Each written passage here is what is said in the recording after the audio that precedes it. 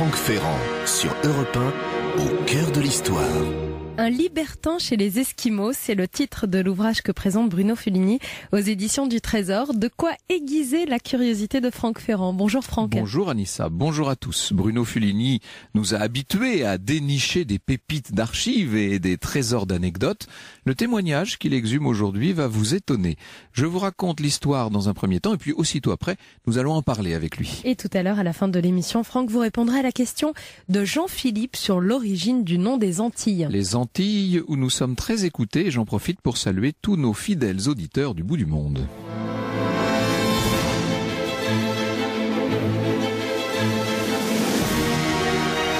Europe 1, au cœur de l'histoire. Franck Ferrand.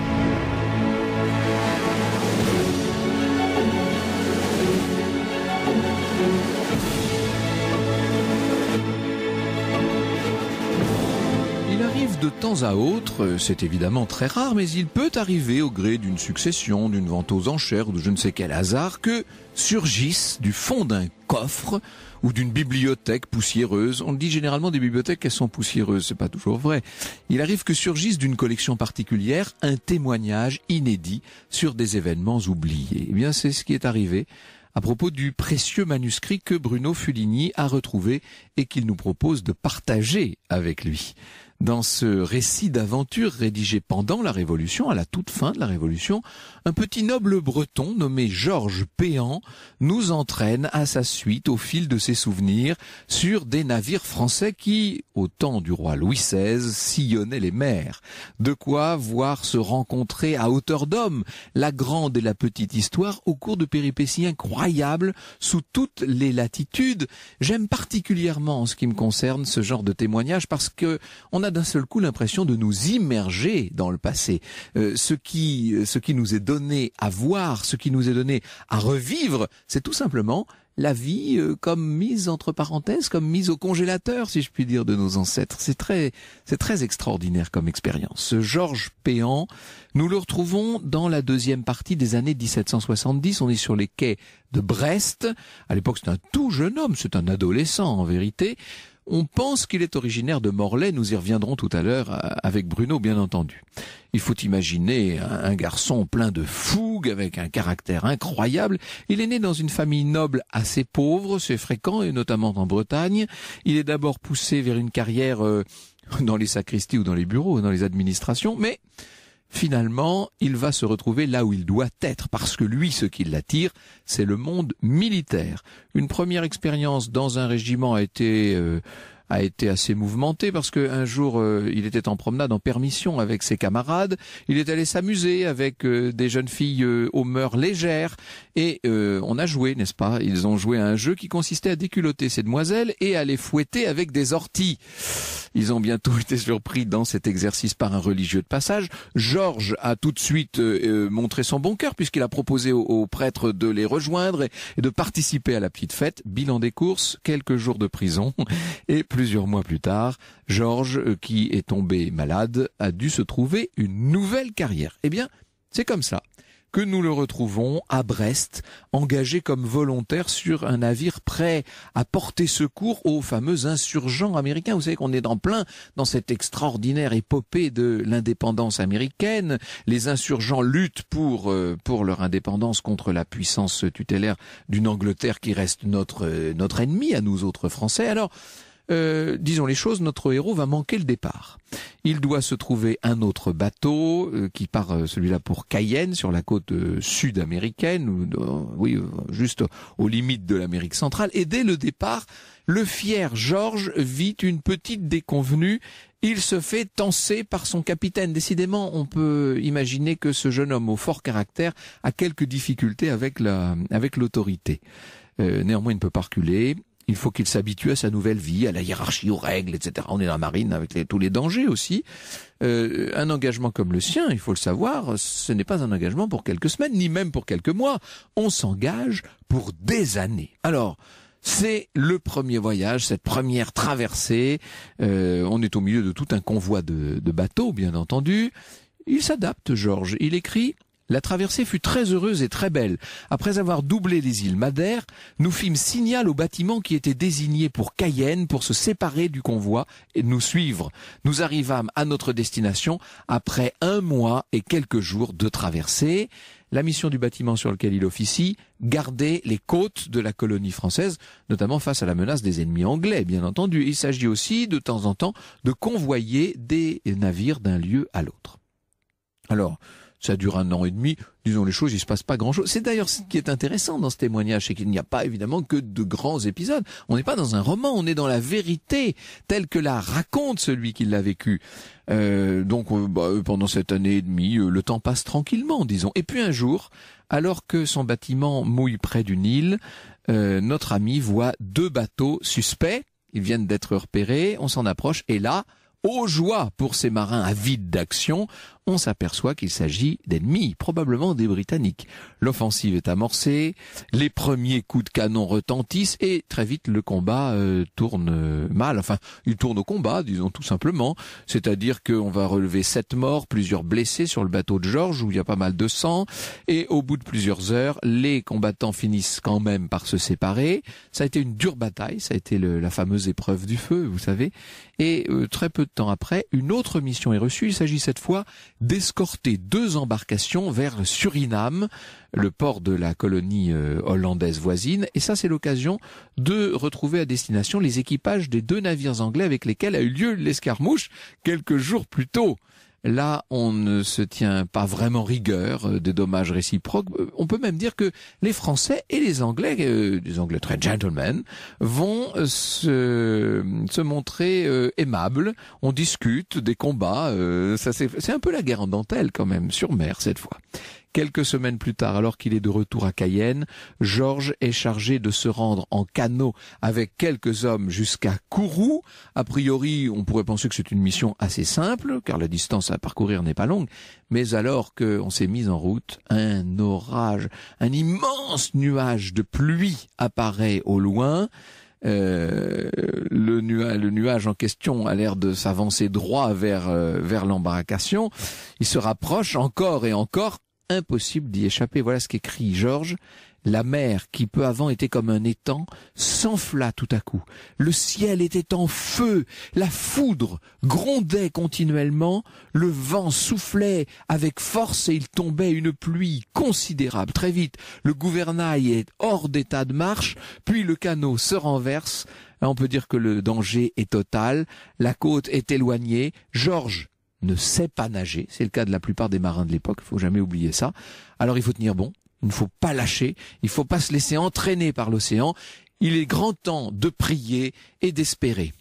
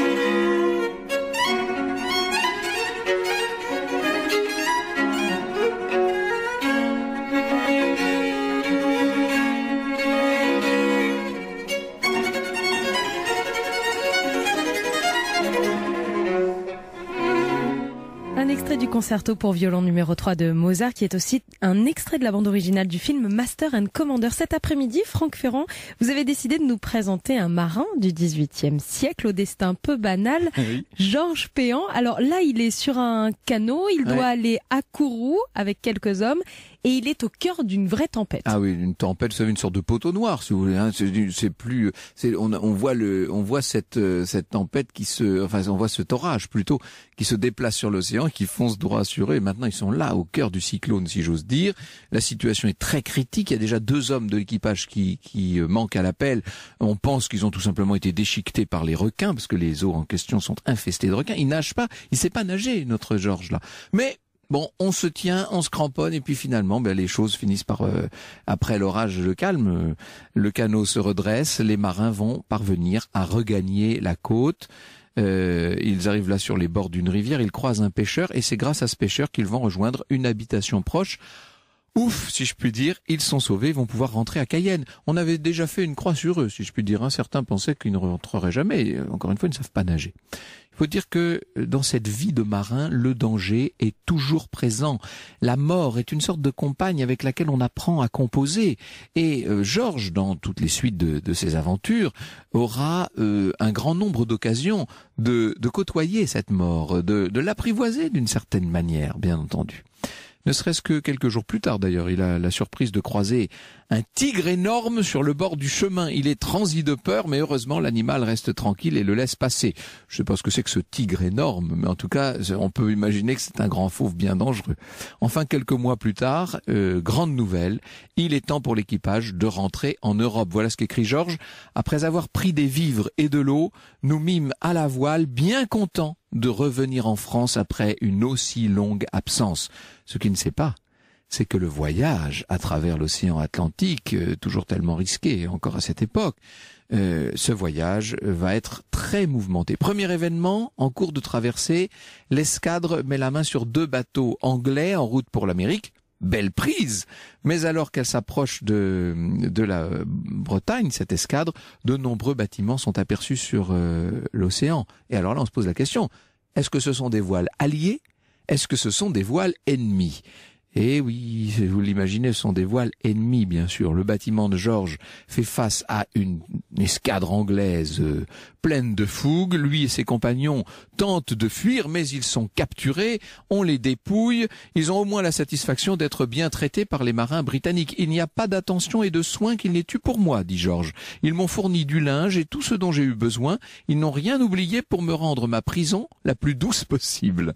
On est dans ce XVIIIe siècle totalement imprévisible d'une certaine manière. Alors ils sont conduits à Plymouth, le grand port au sud de l'Angleterre. Georges va devoir passer quelques semaines en captivité avant de pouvoir enfin revoir son pays. Il est reconduit au Havre.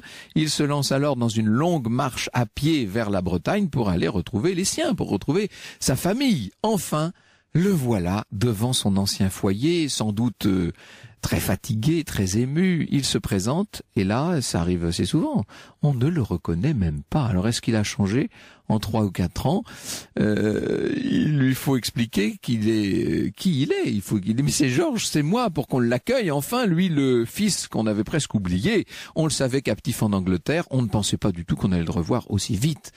Les retrouvailles sont de courte durée puisque dès le lendemain, Georges apprend qu'une place d'officier cette fois, est disponible sur un bateau en partance pour les Indes, un bateau qui a été confié à son ancien capitaine, donc évidemment ça crée des liens.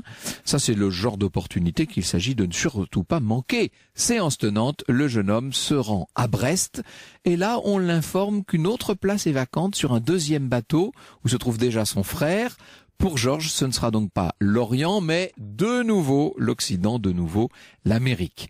La traversée cette fois se passe sans incident notable. Le vaisseau des 2 frères rejoint la Martinique, puis il doit remonter tranquillement vers le nord. C'est très dangereux, parce que, encore une fois, on est en guerre contre l'Angleterre. Les flottes britanniques sont là, très présentes dans ces eaux caribéennes, et voilà que Georges, avec son équipage, alors qu'il vogue entre la Dominique et la Guadeloupe, voilà qu'il se retrouve de nuit coincé entre 2 flottes importantes. Problème, il leur est impossible de savoir de quel côté sont les Anglais et de quel côté sont les Français.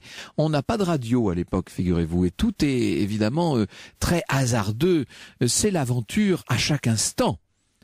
Alors que fait-on dans ce cas? On attend que le jour se lève, tout simplement. On attend que le soleil, avec beaucoup d'impatience, on attend que le soleil vienne. Et quand vient le jour, les Français parviennent à rejoindre la flotte amie. Alors, il y a là encore quelques péripéties. Ils vont pouvoir néanmoins poursuivre leur voyage, les Grandes Antilles, l'Atlantique Nord, Terre-Neuve. Leur destination leur est alors précisée sous le commandement du célèbre Lapérouse, figurez-vous. Ils iront dans la baie d'Hudson, cette vaste étendue maritime, grande comme une fois et demie la France et enserrée au nord de l'actuel Canada.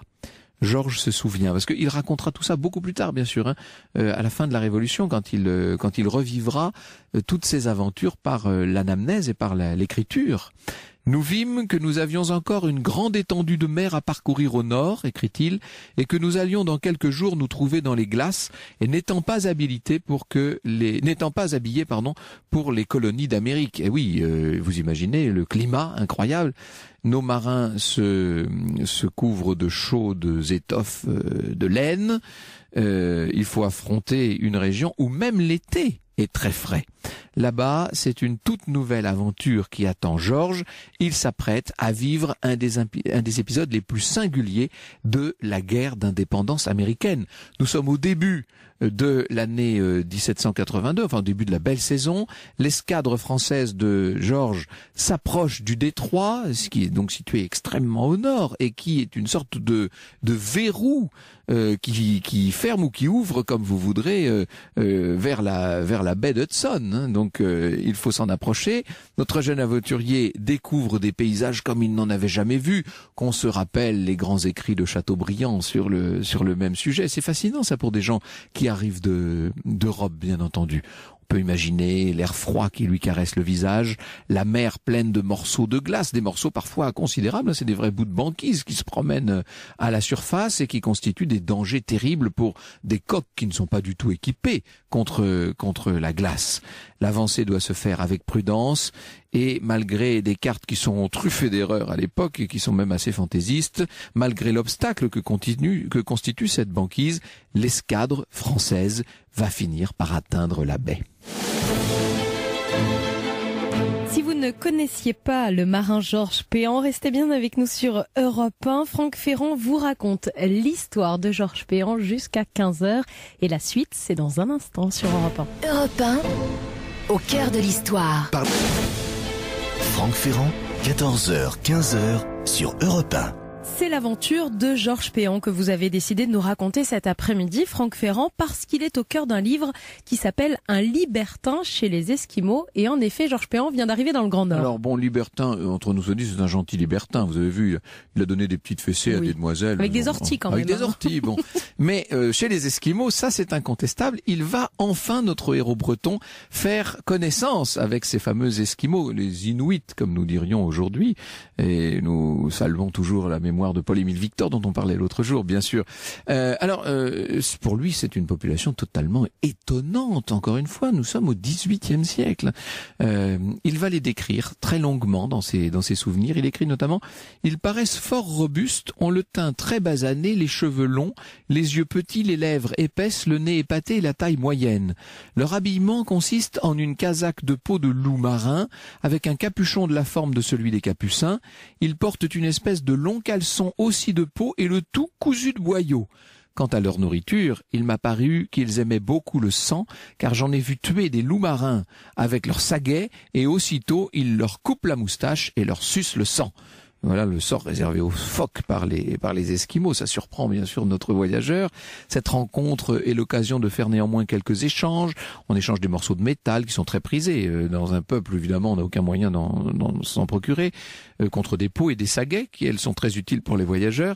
Mais l'escadre de Lapérouse, puisque maintenant il voyage avec cette escadre n'en oublie pas son objectif, qui est de voguer à travers la baie d'Hudson et d'atteindre bientôt le Fort Prince de Galles, une assez robuste citadelle anglaise qui est solidement bâtie en pierre de taille. C'est une place stratégique pour le commerce anglais avec les peuples de la région. Et les forces françaises sont assez importantes. D'après Georges, 400 hommes d'infanterie, 50 d'artillerie. Elles descendent à terre, ces forces. Elles s'approchent du fort et Georges assiste à la suite des événements depuis le bateau. Je le cite. Le matin, nous étions tous sur le pont, nous attendant toujours à entendre l'attaque du fort, lorsque nous eûmes la satisfaction au soleil levant de voir arborer sur le fort le pavillon blanc qui fut salué sur le champ de 21 coups de canon par les vaisseaux, auxquels le fort répondit coup par coup. Ainsi, la place s'est donc rendue. Il n'y a pas eu de combat, cette fois il n'y a pas eu de bain de sang, c'est un beau succès qui menace évidemment les revenus de la couronne britannique sur cette région tellement essentielle, région si difficile d'accès. Ça n'est pas sans importance tout ça dans le contexte de la guerre d'indépendance américaine. Les Français capturent évidemment les Anglais présents, ils vont se servir largement dans les réserves du fort et après tout ça, eh bien que fait-on ? On fait exploser le fort anglais. George et ses compagnons s'en vont ensuite s'emparer d'un autre fort, un petit peu plus au sud dans la baie. Seulement bientôt, il faut songer à repartir si on ne veut pas prendre le risque d'être piégé par le verrou dont je vous parlais tout à l'heure, car les glaces se reforment très vite à la sortie de l'Hudson. George raconte, il restait encore 5 autres forts que nous aurions bien voulu détruire, mais la saison qui s'avançait ne nous le permit pas, vu qu'il fallait encore remonter jusqu'au 64e degré de latitude pour ressortir par le détroit. En septembre, l'escadre va donc juste à temps quitter la baie d'Hudson et retrouver tant bien que mal l'océan Atlantique. Une frégate prend la direction de la France pour aller annoncer à Versailles les beaux résultats de l'expédition. Quant aux autres bâtiments, dont celui de George, ils font route par un itinéraire beaucoup plus méridional. Ils font route vers Cadix, au sud de l'Espagne. George ne retrouvera Brest que le 1er avril 1783. Le temps de la paix avec les Anglais est alors venu. C'est le nouveau traité de Paris. Ça constitue pour lui, à titre personnel, une mauvaise nouvelle. La marine royale n'a plus besoin de lui. Il est réformé, il est congédié, mais il n'a que 23 ans, notre bonhomme. Alors, qu'est-ce qu'il va bien pouvoir faire après avoir vécu tant d'aventures extraordinaires ? Eh bien, il rentre tranquillement chez lui, il va essayer d'y trouver un travail stable et tranquille, voilà ce qu'on peut se dire, on imagine. Non, pas du tout. C'est pas ça, le destin de George. Si la marine royale ne veut plus de lui, d'autres sauront bien accueillir ce sympathique Georges Péan sur un de leurs bateaux. Ce jeune homme qui, nous dit Bruno Fulini, incarne tout le panache d'un siècle à la fois élégant et guerrier, libertin et bretteur, dans lequel un combattant des mers peut se doubler d'un écrivain amateur qui a le sens de l'anecdote et sait faire preuve d'esprit. De l'esprit il en faut et du courage aussi. Les aventures de Georges Péan ne sont pas tout à fait terminées. Bonjour Bruno Fulini. Bonjour Franck. C'est une chance extraordinaire d'avoir mis la main sur un témoignage comme celui-ci. J'ai raconté le début des aventures de Georges Péan, nous allons en vivre ensemble la fin et puis surtout nous allons revivre cette deuxième aventure qui consiste à raconter tout cela. Comment avez-vous découvert ce manuscrit ? D'où vient-il ? Qu'en avez-vous fait ? Bien, ce sont quelques-unes des questions que je vais vous poser dans un instant. L'histoire sur Europe 1, c'est avec Franck Ferrand. Franck Ferrand, 14h, 15h sur Europe 1. Il est minuit, jolie banquise. Il est minuit, petit glaçon. Il est minuit, mon impromise. Il est minuit, à vos salons. Il est minuit, jolie marquise. Vous êtes si belle sans votre chemise. Il est minuit, petit peton. Il est minuit, mon incomprise. Il est minuit, à vos balcons. De vos deux lunes, jolie banquise. Vous êtes si froide, vous si lointaine. Moi je me traîne comme une âme en peine. Et moi je me traîne comme une âme en peine. Ma-t-on kiki, ma-t-on quinoise. À vos glacières je me crapule. Jolie marquise, vos longs hivers. Vous si exquise, vous si hautaine. Je me dénais. La voix de Manu Chao à l'instant sur Europe 1 avec ce titre Madame Banquise, car en effet lui est allé sur la banquise. Lui c'est Georges Péan, ce marin du XVIIIe siècle que vous nous présentez, Franck Ferrand, avec à vos côtés Bruno Fulini, écrivain et historien.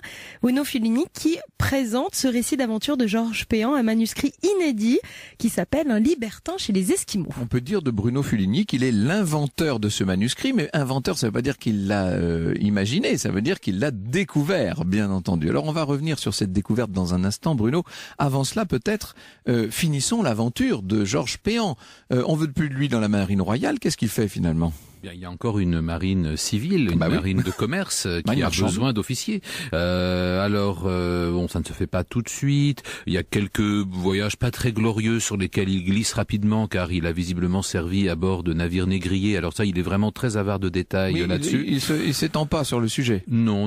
Ça l'amène quand même à un petit retour aux Antilles où il trouve tout de même le temps de se fâcher avec un passant qui l'a insulté très légèrement, et donc on tire l'épée.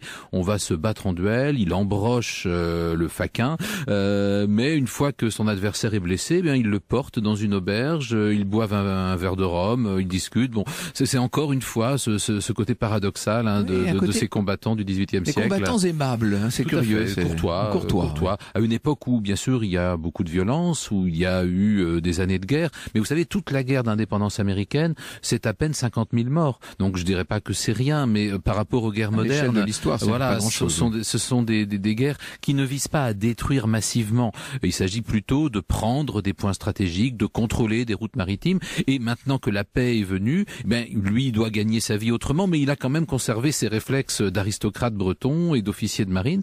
Alors une fois ces péripéties-là terminées, il revient en Bretagne, et là, c'est un nouveau voyage au long cours qui l'attend, puisque enfin, il va changer de route, il va aller vers l'Orient. Ça, c'est incroyable. Il l'espérait depuis longtemps. Finalement, il avait été détourné lors de son deuxième voyage de nouveau vers l'Amérique. Cette fois, c'est l'Extrême-Orient, c'est l'Asie. C'est l'Asie. Alors, bien sûr, il n'y a pas de canal de Suez à l'époque. Donc, la route classique, c'est d'abord de s'élancer dans l'Atlantique, de passer la ligne, c'est-à-dire l'Équateur. Et on descend en fait jusqu'au cap de Bonne-Espérance. D'ailleurs, il fait un arrêt à False Bay, qui est effectivement juste à côté du cap, donc à l'extrémité sud de l'Afrique. Puis, de là, on repart, et alors on entre dans l'océan Indien, où les Français ont des appuis territoriaux très importants. L'île Bourbon et l'île de France, ce qui s'appelle aujourd'hui l'île de la Réunion et l'île Maurice. Et donc ces deux îles, les Mascareignes, sont des points d'appui très importants pour la marine de Louis XVI. Oui, bien sûr, sur la route des Indes. Et les Indes, à l'époque, c'est une partie du monde qui est en pleine effervescence. D'abord parce que pendant la guerre de l'indépendance américaine, cette guerre a été une guerre planétaire. Elle n'a pas seulement agité l'Amérique du Nord et l'Atlantique et les Caraïbes. Les Anglais et les Français se sont aussi battus dans l'océan Indien. Dans leurs empires respectifs. Et puis, comme ils avaient des alliés parmi les princes indiens, ça a mis une révolution incroyable dans tout le sous-continent indien et jusqu'à Kaboul. Donc vous voyez que quand on parle de mondialisation, tout ça n'est pas absolument neuf. Et là, en l'occurrence, la guerre d'indépendance américaine est terminée, mais l'Inde, elle, est toujours en effervescence. Alors lui, il ne vient pas pour combattre, mais néanmoins, venant des Mascareignes, il arrive et là, il va en particulier... Nous avons nos comptoirs encore à l'époque. Alors, il y a eu de graves problèmes 15 ans, 25 ans plus tôt, mais Pondichéry, Chandernagore, Carical, etc., c'est encore des possessions françaises qui sont régulièrement prises par les Anglais, rendues ou reprises par les Français. Les Français, en particulier, s'alliant avec quelques princes locaux, dont le principal est le célèbre Tipou Saïb, que Georges Péan va rencontrer, tout à fait. Alors Mysore, c'est en fait la prononciation française d'une graphie anglaise, il faudrait dire Mysore. Mais c'est un royaume du sud de l'Inde, royaume tout à fait étonnant, assez vaste, royaume dont Tipou Saïb n'est le souverain que, je dirais, par sa propre action. C'est-à-dire qu'au départ, il est le fils du général en chef qui a conforté cet État.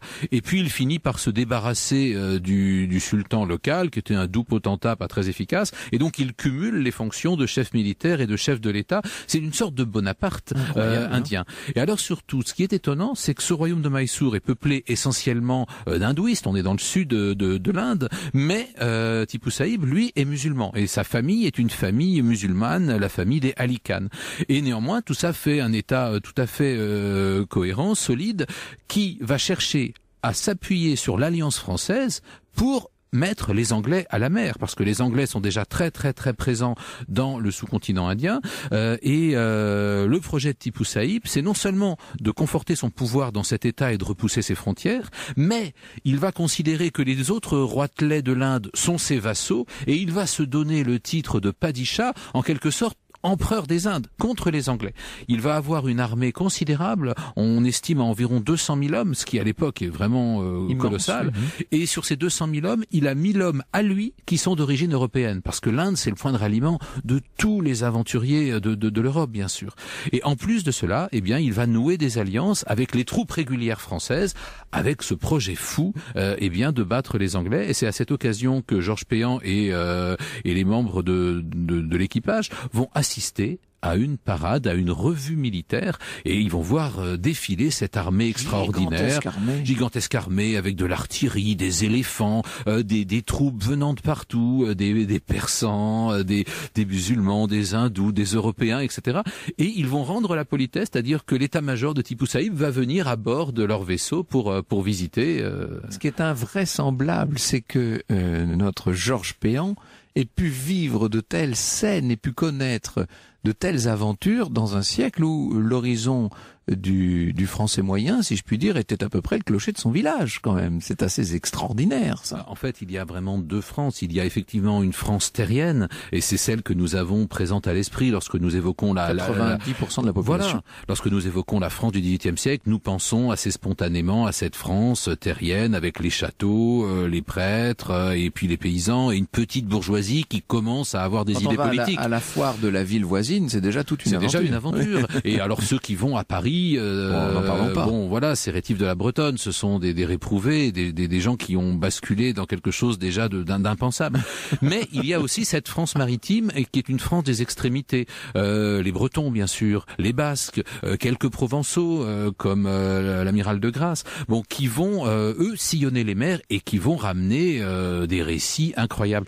Mais notre Georges Péan, là, le petit Breton qui connaissait si bien l'Amérique et qui maintenant va se retrouver donc aux Indes, on va le voir en Arabie, il connaît même la Chine. C'est quand même. Il fait un petit voyage en Arabie, aller-retour, puis on revient en Inde, et de là on part vers l'Extrême-Orient. Donc il va aller jusqu'à Macao, il va longer les côtes de Formose, il va aller aux Philippines. Quand même. Alors là aux Philippines le bateau est très très abîmé, donc on le met au radoub, et c'est-à-dire on le met en cale sèche en fait, et il faut comment dirais-je rafistoler littéralement le bateau. Donc on remplace, on bouche avec de l'étoupe tous les trous. Les navires de l'époque étaient souvent doublés en cuivre, donc il y a une feuille de métal également à l'intérieur. Calfater adoubé. Alors voilà, et ça prend plusieurs mois, donc il passe plusieurs mois aux Philippines. Il est à Cavité, c'est-à-dire tout près de Manille, et puis retour. Alors là de nouveau retour aux Indes, et des Indes, retour au Mascareigne, puis au Cap de Bonne-Espérance. Et puis allez, on remonte toute l'Afrique. Alors on remonte l'Atlantique en longeant l'Afrique. Il fait quand même un arrêt à l'île de l'Ascension, qui est une des terres les plus isolées du monde, qui à l'époque est inhabitée. Je crois que ça fait seulement 80 ans qu'il y a des habitants sur cette île, et ils sont vraiment une poignée. Donc on s'arrête là pour faire un peu d'eau, pour avoir un peu de viande fraîche. Ça change quand même, des viandes salées et du poisson. Et puis retour à Brest. Sauf que il s'est passé deux choses cette année-là. Oui. D'abord, il faut la citer l'année. C'est l'année 1789. Alors d'abord, il a eu une espèce de vision à bord. Il a entendu comme une voix qui lui parlait, une voix familière qui lui disait adieu. C'est ce qu'il appelle un intersigne. Et lorsqu'il rentre, il a compris que à la date en question, son père est mort. Et donc il a l'impression que son père lui a dit adieu à l'autre bout du monde. Bon, c'est vraiment une page tout à fait étonnante de ce en lien récit. Direct avec notre émission d'hier sur le dialogue avec les morts. Oui, tout à fait. Donc cet intersigne, ce signe que lui aurait adressé de l'au-delà son père quittant ce monde alors que son fils est dans un autre hémisphère. Et puis surtout, bien sûr, il a perdu son père, mais il a perdu aussi son monde. Lui, c'est un homme de la France catholique, royale, la France d'Ancien Régime. Or, en 1789, tout a changé. Alors, il ne le comprend pas tout de suite. C'est-à-dire, quand il arrive à Brest... Tout est en train de changer. Ça va changer. 89, c'est le moment où ça commence à vaciller. Ça commence à changer. Alors, il y a des petits changements auxquels il est très sensible. Par exemple, exemple, lorsqu'il arrive, on imagine bien, après des mois de traversée, il a envie de faire la fête, et Brest est un peu moins déluré que d'habitude comme ville. Alors lui, ce qu'il voudrait, c'est du rhum, du punch, faire la fête avec ses amis, et puis il voit que beaucoup de cabarets sont fermés, qu'ils sont mal accueillis, donc il est pas du tout content, il commence à faire du tapage. Finalement, il est arrêté, il est envoyé au poste de garde. Alors, il trouve ça, lui, gentilhomme, trouve ça scandaleux, évidemment, mais il aggrave un petit peu son cas, justement, en excipant de sa qualité de gentilhomme.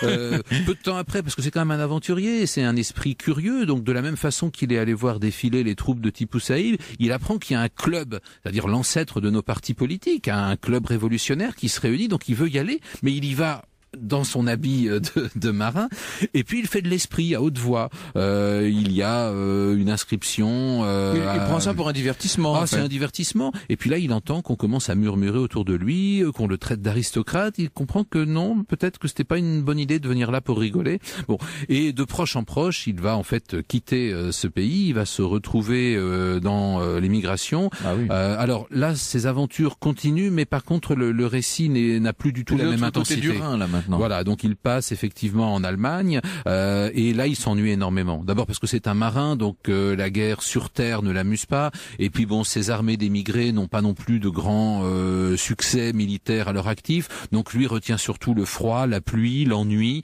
Il finit par se retirer chez un paysan au fin fond de la Souabe, et là il écrit. Et enfin, il n'a que 38 ans, mais déjà plusieurs vies derrière lui, un tour du monde, des histoires fantastiques à raconter. Et visiblement, un de ses amis l'a engagé à coucher sur le papier tout ce qu'il a vu. Il devait tellement les fatiguer en leur racontant tout qu'on a dû lui dire, mais écris tout ça. Et c'est ce qu'il fait. C'est ce qui nous permet de connaître cette histoire qui sinon évidemment ferait partie des milliers d'autres totalement oubliés et perdus dans la nuit des temps. Et le manuscrit en question, c'est vous qui l'avez retrouvé, c'est vous qui l'avez mis en valeur, Bruno Fulini. Nous venons à cette découverte et à cette nouvelle aventure dans un instant. Europe 1, au cœur de l'histoire. Franck Ferrand, 14h, 15h sur Europe 1. Et cet après-midi sur Europe 1, Franck Ferrand, vous recevez Bruno Fulini, écrivain et historien, qui nous présente Un libertin chez les Esquimaux. C'est un récit qui raconte les aventures du marin Georges Péan. On est au XVIIIe siècle. Et à la fin du XVIIIe siècle, ce marin Georges Péan, dont on va perdre la trace dans la Révolution, on y viendra tout à l'heure. C'est très intéressant de savoir ce qu'il est devenu, bien sûr. Alors, il faut vous dire, Bruno Fulini, que dans notre petite équipe ici, au cœur de l'histoire, nous nous posons toujours la question de savoir, mais où trouve-t-il tout ça ? Où va-t-il nous chercher toutes ces histoires, toutes ces anecdotes, tous ces destins oubliés ? C'est un véritable mystère. Alors là, vous allez peut-être nous révéler comment vous avez mis la main sur cette pépite. Avec plaisir. De façon générale, quand on fait de l'histoire, on cherche des sources, on cherche des vieux papiers, donc on se plonge dans chercher, c'est une chose, mais trouver, c'est une autre. Voilà. Alors, généralement, les archives, les documents, vous les trouvez dans des fonds qui sont des fonds publics, les archives du Quai d'Orsay, les archives nationales, les archives de la police, qui sont d'une très grande richesse. Et c'est vrai que j'ai beaucoup fouillé dans ces fonds. Mais il faut aussi avoir un œil sur tout ce qui se vend sur le marché des particuliers. Voilà. En fait, vous avez des ventes aux enchères. Et puis vous avez de plus en plus des documents qui sont proposés, parfois même sur des sites de vente en ligne, comme un banal objet usuel d'occasion, tout simplement. Et donc j'essaye d'être attentif à ceux qui s'échangent sur ces marchés-là. Alors je ne suis pas le seul, donc des fois les choses disparaissent très vite. Et puis très souvent, les documents qui sont proposés comme cela sont des documents parcellaires. Ça va être une lettre, et vous êtes ravi d'avoir une lettre. Ensemble. Souvent ce sont des ensembles de lettres, des ensembles, une série incomplète. Parfois c'est juste un petit mot avec une belle signature, et on est content de l'avoir, ce genre de choses. Et puis là, j'ai eu la chance, en étant à l'affût comme cela, de voir passer quelque chose de complètement différent. On voit des fois, par exemple, des journaux de bord d'un navire, et c'est déjà assez émouvant, le journal de bord d'un navire qui raconte au jour le jour tout ce qui s'est passé. C'est déjà de beaux documents. Mais là, c'était beaucoup plus élaboré. C'est véritablement un récit, Vie, voyage et aventure de Monsieur P. 3 petits points, donc le nom n'était pas précisé, et une date, 1798, voilà. Et surtout ce récit qui est presque sans rature, donc c'est sans doute une mise au net, est composé de lettres adressées à un ami cher, proche, à qui, eh bien, on raconte depuis l'enfance. C'est très rousseauiste aussi comme démarche. Il parle de sa petite enfance, de sa formation, de ses grands-parents qui lui laissaient faire absolument tout et n'importe quoi, ce qui fait qu'il avait baptisé leur maison maison l'hôtel de la Liberté.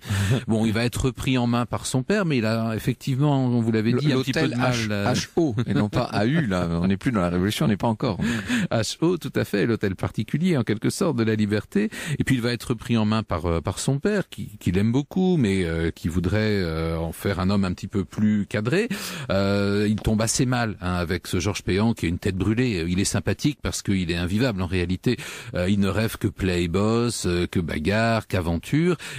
Pour rien au monde, il ne veut reprendre le métier de son père, qu'il ne précise pas exactement, mais dont on comprend que c'est dans la poussière et la paperasse, et il veut partir à l'aventure. Et tout ça, il le raconte sous la forme d'une série de lettres. Donc on a toute sa formation jusqu'au moment où il va... Ce récit, quand vous le découvrez, vous n'en connaissez pas l'auteur. Il faut le trouver, c'est ça qui est étonnant. Alors, il y a quelque chose de, heureusement, qui a été fait, c'est que sur ce récit qui est écrit à l'encre de Chine, sur un très beau papier verger, il y a une inscription beaucoup plus pâle qui a été faite au crayon par le petit-neveu du destinataire des lettres. Et cette inscription nous indique qu'il s'agit d'un monsieur Péan que mon grand-oncle a connu en Allemagne pendant l'émigration. Alors, on a un nom, Péan. On a, grâce au récit, un certain nombre de dates. On sait qu'il est né avant 1761, il est né dans la province de B, dans la ville de M, près de laquelle se trouve un petit fort... Donc ça pourrait être province de Bretagne, ville de Morlaix. Ville de Morlaix, d'autant qu'il y a un îlot fortifié, comme il l'indique, qui est le fameux château du Taureau, tout près.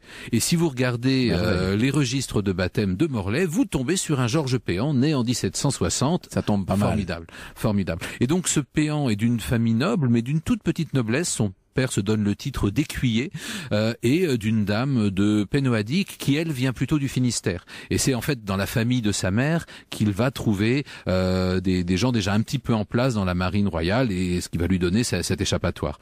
Mais ce qui est extrêmement émouvant, c'est que au départ, ce manuscrit, moi je l'ai acheté, donc il est chez moi, tout simplement. Je l'ai acheté pour le plaisir de le lire. Et c'est très émouvant de lire un texte dans le manuscrit au moment dont on est le premier destinataire depuis bien longtemps. C'est comme une bouteille à la mer. Merveille. C'est comme une bouteille à la mer. C'est un récit qui a quand même été fait il y a environ 220 ans, qui est resté inédit, qui est passé entre quelques mains, qui n'a jamais été publié. Au départ, je l'ai lu par curiosité, et puis au milieu du récit, je me suis dit mais c'est un texte qui est tellement beau, d'une chose incroyable. Il faut le publier. Il faut publier parce que c'est une mine d'anecdotes, d'informations sur la vie à bord des navires de la marine de Louis XVI.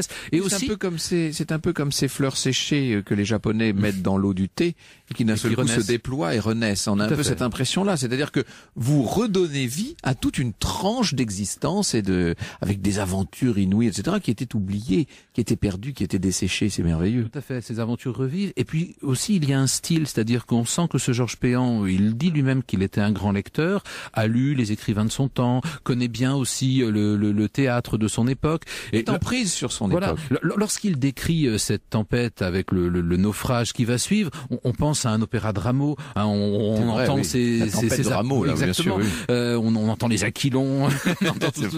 Il y a vraiment l'esprit du XVIIIe siècle qui est là, qui est très présente. Même cette forme épistolaire, elle est effectivement ce qu'il faut faire quand on est un écrivain en vue au XVIIIe siècle. Lui ne se prend pas du tout pour un écrivain, mais bien sûr, tout homme d'action qu'il est, c'est un homme d'action cultivé et qui est totalement imprégné de l'esprit de son temps. Alors non seulement il nous en apprend beaucoup sur son temps, sur sa société, etc., mais il nous fait découvrir le monde de son temps. Ça devient carrément rare. Là, on arrive dans le document. On n'est plus seulement dans l'anecdote ou dans la jolie aventure. Ce sont des documents qu'il nous offre, notamment une des premières descriptions qu'on ait des Esquimaux, par exemple. Je veux dire que cette expédition de la Pérouse est exceptionnelle. Elle a lieu donc en 1782, et cela fait environ un siècle qu'il n'y a pas eu un navire français pour aller explorer cette baie d'Hudson qui est devenue un monopole de la compagnie britannique qui exploite cette zone-là. Il s'agit en plus, et ça c'est très moderne, d'une opération secrète. C'est-à-dire que la Pérouse qui a conçu cette opération n'a rien dit aux hommes, et c'est pour ça qu'ils partent sans savoir véritablement où ils vont et qu'ils sont un petit peu surpris d'aller de plus en plus au nord alors qu'ils sont habillés pour naviguer dans les Antilles. En fait, il y a des caisses avec des lainages, donc ils vont pouvoir s'habiller chaudement, et l'expédition n'est pas du tout improvisée, c'est vraiment une opération spéciale. spécial.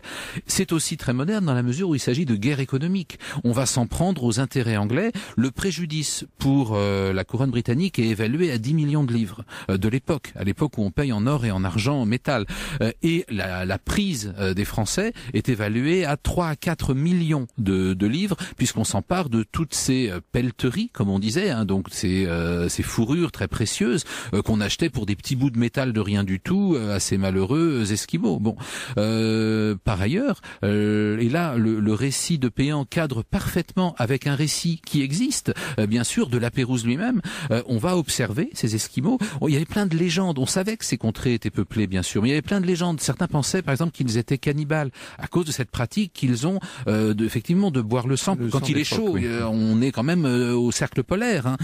Donc ça remet en cause plein de légendes. On commence à comprendre. Et d'ailleurs, La Pérouse va gagner définitivement l'estime de Louis XVI en se comportant de façon très humaine avec ces esquimaux et en leur permettant de conserver les provisions et la poudre à fusil du fort anglais qui a été détruit. Alors la limite de ce manuscrit, c'est que son auteur n'est pas un personnage historique en tant que tel, ce n'est pas un acteur de l'histoire. C'est un témoin. C'est un témoin. C'est un témoin.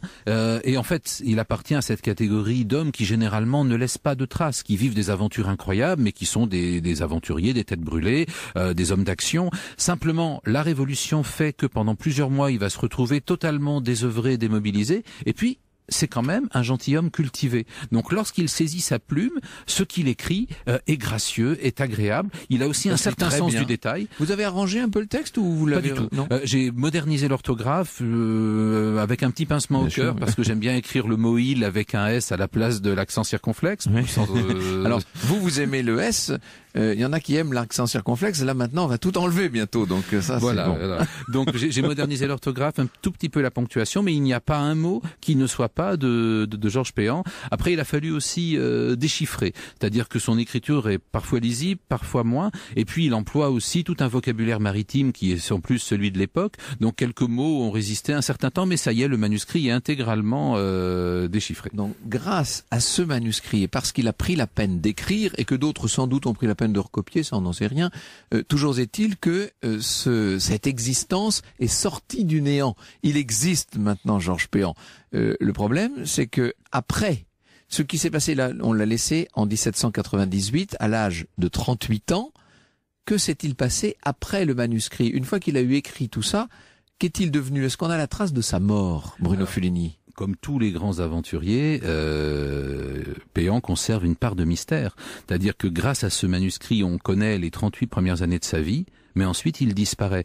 Et sur l'acte de baptême qui a permis de l'identifier, eh bien on a sa date de naissance, on a ses ascendants, mais il n'y a pas en marge une mention de son décès. Donc on ignore où il est mort, quelles ont été ses aventures ultérieures. On le découvrira peut-être un jour. Parfois, lorsqu'on publie un texte, ça pourrait donner des pistes à d'autres. Ça m'est arrivé parfois de publier un texte et du coup de susciter des témoignages. Rien n'interdit d'imaginer que ce monsieur a repris un bateau, qu'il est allé s'installer à l'autre bout du monde et qu'il est mort 30 ans plus tard. On n'en sait rien, somme toute. En fait, il est incorrigible. C'est-à-dire qu'après avoir raconté toutes ses aventures, le dernier paragraphe de son manuscrit, c'est encore un appel à l'aventure. Il dit à son correspondant, à son ami, voilà, je t'ai tout raconté, mais qui sait si l'avenir ne réserve pas encore d'autres choses.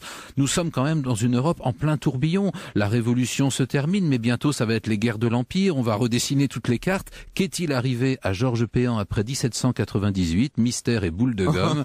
Et c'est aussi une partie de son charme. C'est un personnage en fait qui donne l'impression de se livrer, mais qu'on n'arrive jamais à saisir. Il a quand même fait le tour du monde. Il se retrouve au fin fond de l'Allemagne et une dernière fois, il nous échappe.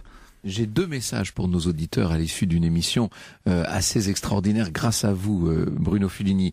Le premier, c'est qu'il faut écrire ou en tout cas laisser des traces de ce qu'on a vécu parce que c'est un moyen de se survivre quand même. Si aujourd'hui on parle de ce Georges Péan qui devrait être totalement totalement oublié comme tant et tant, comme des centaines et des centaines de ses compagnons de voyage et d'aventure, c'est parce qu'il a laissé une trace écrite et qu'un jour, un Bruno Fulini a exhumé cette trace et alors l'a édité et qui plus est bien édité, car je tenais beaucoup à souligner la qualité de la mise en page de l'édition des éditions du Trésor qui ont fait un beau travail. Hein. C'est un joli objet. Le livre en tant que tel est un joli objet. Donc ça c'est le premier message. Laissez des traces de ce que vous vivez pour, si vous voulez avoir un jour la chance d'accéder à une forme d'immortalité à travers le travail des historiens. Et puis le deuxième message, il est plus sérieux si je puis dire, c'est que les archives, les bibliothèques, et vous le dites vous-même, même les réserves d'internet, sur internet, sont bourrés de trésors encore inconnus et qu'il faut se donner la peine d'aller gratter, chercher pour redonner vie au passé. Et ça, c'est quand même la base même de notre métier. Et vous êtes un de ceux, Bruno Fulini, qui le fait avec le plus d'énergie, d'appétit et de compétences. Merci beaucoup d'être venu nous livrer ce tout nouveau texte, ce manuscrit inédit, qui donc est présenté aux éditions du Trésor, un récit d'aventure de Georges Péan que vous avez intitulé Un libertin chez les Esquimaux. Le moins qu'on puisse dire est que le titre promet beaucoup, mais il fallait aller jusque-là pour donner envie de mieux connaître ce personnage. Europe 1, au cœur de l'histoire.